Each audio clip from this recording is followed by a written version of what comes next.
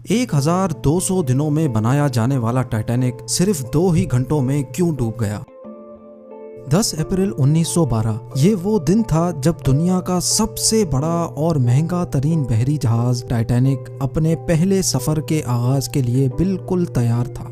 उस दिन Atlantic ocean बेहद पुरसुकून था और समंदरी तूफान आने का दूर दूर तक कोई चांस नहीं था। जहाज में 1500 पैसेंजर सवार भी हो चुके थे और लाखों लोग डॉक पर टाइटैनिक के पहले सफर का आगाज देखने के लिए खड़े थे। ना ही पैसेंजर्स को, ना ही अलविदा करने वाले लाखों लोगों को और ना ही टाइटैनिक के अमले को मालूम था कि जो जहाज कुछ ही देर में रवाना होने वाला है उसको बनाते वक्त 6 ऐसी गलतियां की गई हैं जो इस जहाज को बदतरीन हादसे का शिकार बनाने वाली हैं। ज़ेम टीवी की वीडियोस में एक बार फिर से खुशामदीद। नाजरीन, आज आप जानेंगे अपने दौर के सबसे महंगे, सबसे लग्जरी और सबसे ताकतवर जहाज टाइटैनिक की 6 ऐसी गलतियां जो अगर ना की जाती तो शायद आज टाइटैनिक क्रैश होने की वजह से नहीं बल्कि अपनी कामयाबी की वजह से दुनिया में फेमस होता। आखिर ऐसी कौन सी 6 गलतियां थीं जो 40 साल एक्सपीरियंस रखने वाले टाइटैनिक के कैप्टन एडवर्ड स्मिथ को भी नजर नहीं आई? कैप्टन के 40 साल के एक्सपीरियंस को तो छोड़ें, ये गलतियां टाइटैनिक ऑपरेट करने वाली कंपनी दी व्हाइट स्टार लाइन, जिसको 107 शिप्स ऑपरेट करने का एक्सपीरियंस था, उनको भी नजर नहीं आई। और तो और ये गलतियां टाइटैनिक मैन्युफैक्चर करने वाली कंपनी हार्लैंड एंड वुल्फ को भी नजर नहीं आई, जिन्होंने सिर्फ टाइटैनिक से पहले ही 500 से ज्यादा शिप्स मैन्युफैक्चर की थी। टाइटैनिक की कंस्ट्रक्शन 1907 में शुरू हुई थी और तकरीबन 3 साल का वक्त और 2000 वर्कर्स की मेहनत के बाद जहाज को तैयार कर लिया गया। अब जहाज पूरी तरह से तैयार हो चुका था, लेकिन इसको टेस्ट करने का फेज अभी बाकी था। टाइटैनिक बनाने वालों का उस पर भरोसा तब मजीद बढ़ गया जब टाइटैनिक ने अपना पहला टेस्ट रन कामयाबी से पार कर लिया था। टेस्ट पास करते ही पूरी दुनिया में मुख्तलिफ अखबारात में इसकी मार्केटिंग की गई, जिसकी हेडिंग थी अनसिंकेबल टाइटैनिक, यानी कभी ना डूबने वाला जहाज बना लिया गया है। जहाज का पहला सफर इंग्लैंड के शहर साउथहैम्पटन से शुरू होना था, जिसका दिन 10 अप्रैल 1912 मुकर्रर किया गया और जिसकी मंजिल अमेरिका का शहर न्यूयॉर्क थी।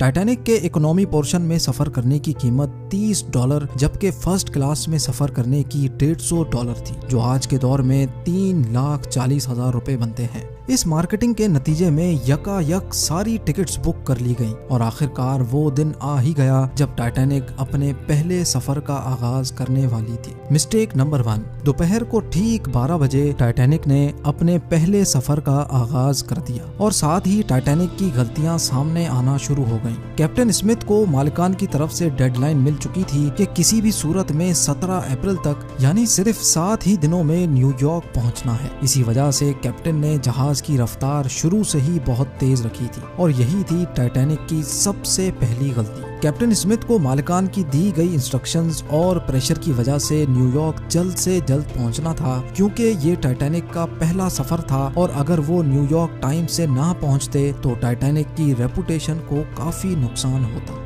दुनिया की कोई भी गाड़ी हो, मशीन या फिर जहाज, उनके कई ऑपरेटिंग प्रोसीजर्स होते हैं, जिनमें स्पीड लिमिट भी इन प्रोसीजर्स का एक पार्ट होता है और वो पार्ट टाइटैनिक के सफर के आगाज में ही वायोलेट किया गया था। थोड़ी ही देर में जहाज साउथहैम्पटन के पोर्ट को इतना पीछे छोड़ गया कि अब दूर दूर तक नीले समंदर के अलावा कुछ नजर नहीं आ रहा था। मिस्टेक नंबर 2, अब टाइटैनिक को चलते हुए 3 दिन गुजर चुके थे। फ्रांस और आयरलैंड में थोड़ी देर के स्टॉप के अलावा टाइटैनिक पिछले 72 घंटों से मुसलसल न्यूयॉर्क की तरफ बढ़ता चला जा रहा था। ये 14 अप्रैल 1912 की शाम थी। समंदर पर हर तरफ खामोशी और धुंध छाई हुई थी, जिसकी वजह से विजिबिलिटी भी काफी कम हो चुकी थी। उसी रात एक और बहरी जहाज जो कि टाइटैनिक से कुछ घंटे ही आगे था, उसके कैप्टन ने वायरलेस पर टाइटैनिक को समंदर पर तैरती हुई चट्टानें यानी आइसबर्ग्स के बारे में वार्निंग दी थी। एक्सपर्ट्स का मानना है कि ये वार्निंग कम से कम भी 6 बार दी गई थी, लेकिन वायरलेस ऑपरेटर्स की कोताही की वजह से इंतहाई इंपॉर्टेंट वार्निंग्स इनसे मिस हो गई। उनके लिए शायद ये नॉर्मल बात थी, लेकिन यही थी टाइटैनिक के अमले की दूसरी गलती, क्योंकि टाइटैनिक अपने तर्ज का पहला लग्जरी जहाज था और इसमें कई VIPs भी मौजूद थे। इसी वजह से ज्यादातर टाइटैनिक का अमला फर्स्ट क्लास पैसेंजर्स की खिदमत में मसरूफ था। अगर इन वार्निंग्स को सीरियस लिया जाता तो आगे का पूरा सीन ही अलग होता।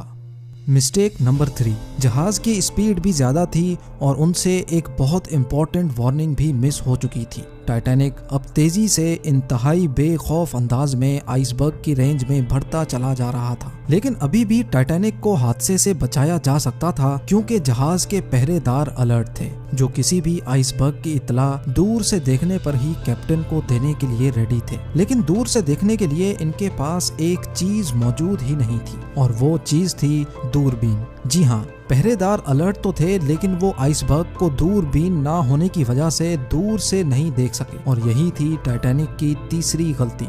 आइसबर्ग की खबर कैप्टन स्मिथ को उस वक्त हुई जब जहाज के पहरेदारों ने खबर दी कि जहाज के बिल्कुल सामने एक फुटबॉल फील्ड की साइज जितना आइसबर्ग है। लेकिन अब बहुत देर हो चुकी थी क्योंकि आइसबर्ग इंतहाई करीब आ चुका था।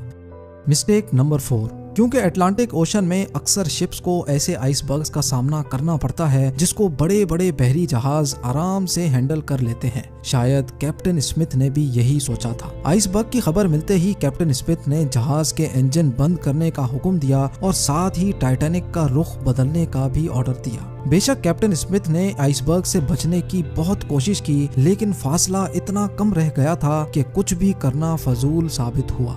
आइसबर्ग अब टाइटैनिक के सेंटर से टकरा चुका था, लेकिन टाइटैनिक के अभी भी बचने की काफी उम्मीद बाकी थी। ये उम्मीद बाकी रह गई थी कि शायद आइसबर्ग जहाज की बॉडी को नुकसान ना पहुंचाए या फिर आइसबर्ग जहाज से टकराते ही खुद ही टूट जाए, और शायद होता भी ऐसे ही अगर टाइटैनिक की चौथी गलती अपना काम ना दिखाती। एक्सपर्ट्स का मानना है कि टाइटैनिक की बॉडी पर जो रिविट्स लगी थी वो स्टील की नहीं बल्कि कास्ट आयरन की बनी थी। इन रिविट्स का काम लोहे के बड़े बड़े पीसेस को आपस में जोड़े रखना होता है, लेकिन चूंकि कास्ट आयरन स्टील से नरम होता है, इसी वजह से जिस जगह आइसबर्ग टाइटैनिक की बॉडी से टकराया वहां के रिविट्स प्रेशर की वजह से खुल गए और फिर वही हुआ जिसका डर कैप्टन स्मिथ को था। मिस्टेक नंबर 5, टाइटैनिक की टक्कर एक फुटबॉल फील्ड जितने बड़े आइसबर्ग से हो चुकी थी और अब जहाज के निचले हिस्से में पानी भरना शुरू हो चुका था। इस खतरनाक तसादुम ने पूरे अमले और पैसेंजर्स को अलर्ट कर दिया था और साथ ही जहाज में मौजूद टाइटैनिक के मालिक जोसेफ ब्रूस को भी। बेशक टाइटैनिक में पानी भरना शुरू हो गया था, लेकिन अभी भी टाइटैनिक के बचने की उम्मीद बाकी थी, क्योंकि टाइटैनिक को ऐसे डिजाइन किया गया था कि अगर इसके 3 फ्लोर्स में पानी भर भी जाए फिर भी ये नहीं डूब सकता। लेकिन बदकिस्मती थी इस जहाज की कि 3 फ्लोर्स को क्रॉस करके पानी अब 4थे फ्लोर तक जा पहुंचा था। अब मामला हाथ से निकल चुका था। टाइटैनिक आहिस्ता आहिस्ता ओशन में डूबता जा रहा था। अब जहाज की फिक्र किए बगैर इसमें मौजूद पैसेंजर्स की जान बचाने का वक्त आ चुका था। कैप्टन स्मिथ ने रेडियो पर इमरजेंसी अलर्ट जारी कर दिया। जब तक कोई मदद के लिए आता तब तक पैसेंजर्स को लाइफ बोट्स में शिफ्ट करने का प्लान किया गया, लेकिन इस मौके पर 5वीं गलती ने अपना काम दिखा दिया। जी हाँ, जहाज में टोटल 32 लाइफ बोट्स की जगह थी, लेकिन कोताही की वजह से सिर्फ 20 बोट्स ही रखी गई थी। पैसेंजर्स थे 1500 और बोट्स थी सिर्फ 20। मिस्टेक नंबर 6, हर तरफ अफरा तफरी का आलम था और हर शख्स उन चंद गिनी चुनी कश्तियों में सवार होना चाहता था। 12:45 पर पहली इमरजेंसी कश्ती समंदर में उतारी गई, लेकिन यहाँ हुई एक और छठी गलती। अफरा तफरी के आलम में कश्तियों को पूरा भरे बगैर ही समंदर में उतार दिया गया, जिसमें ज्यादातर फर्स्ट क्लास पैसेंजर्स को तरजीह दी गई थी। यानी जो लोग ज्यादा अमीर थे उनको पहले बिठाया गया था। कश्तियों में अगर ज्यादा पैसेंजर्स को बिठाया जाता तो इंसानी जानें कम जाया होती। अब जहाज तेजी से समंदर में डूबता जा रहा था। 2:18 पर शॉर्ट सर्किट की वजह से टाइटैनिक की सारी रोशनियां बुझ गई थी और अगले ही लम्हे जहाज टूटकर 2 हिस्सों में तकसीम हो गया। यूं टाइटैनिक को समंदर के अंदर मुकम्मल तौर पर डूबने के लिए 2 घंटे 40 मिनट लगे और इस तरह 1500 लोग अटलांटिक ओशन के ठंडे पानी में डूबकर मर गए। आपको एक और बात भी बताते चलें कि पानी का टेम्परेचर उस वक्त -2 डिग्री सेंटीग्रेड था। मतलब अगर पैसेंजर्स इस ठंडे पानी में छलांग भी लगाते तो बचने का कोई चांस नहीं था, क्योंकि इंसान इतने कम टेम्परेचर में 30 मिनट से ज्यादा जिंदा नहीं रह सकता। कहा जाता है कि मरने वालों की तादाद 1500 से भी काफी ज्यादा थी, क्योंकि जिन लोगों की जहाज के अमले से जान पहचान थी उनमें से काफी लोग जहाज पर बगैर टिकट सवार हुए थे। जिंदा बच जाने वालों में सबसे ज्यादा तादाद बच्चों और खवातीन की थी। दूसरी तरफ कैप्टन स्मिथ था जो सारा वक्त लोगों की जान बचाने में लगा रहा और वो आखिरी आदमी था जिसने डूबते जहाज से छलांग लगाई थी। उम्मीद है जेम टीवी की ये वीडियो भी आप भरपूर लाइक और शेयर करेंगे। आप लोगों के प्यार भरे कमेंट्स का बेहद शुक्रिया। मिलते हैं अगली शानदार वीडियो में।